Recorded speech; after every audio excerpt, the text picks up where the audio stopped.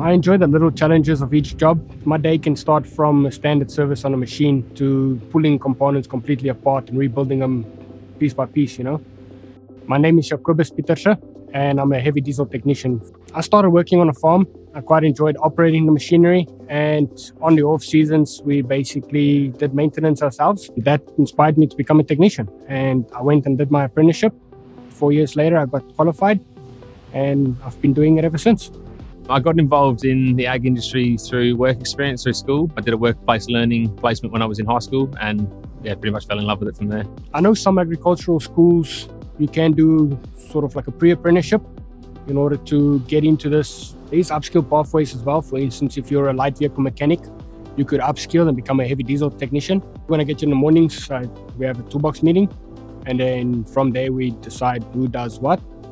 Predominantly my time spent out on the road, on sites with different customers, repairing their machines or servicing whatever is required. You need to think outside the box. Sometimes you can't just rely on instructions being printed out for you step by step.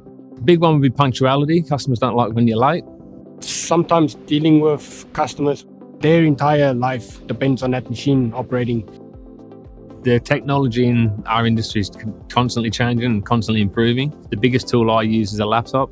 Pretty much every machine I go to, I have to connect the laptop to check fault codes or calibrate things on the machine. The area is growing rapidly. There's always high demand for technicians because obviously with new machines, at some point you're going to have breakdowns. Breakdowns means we need people to repair them.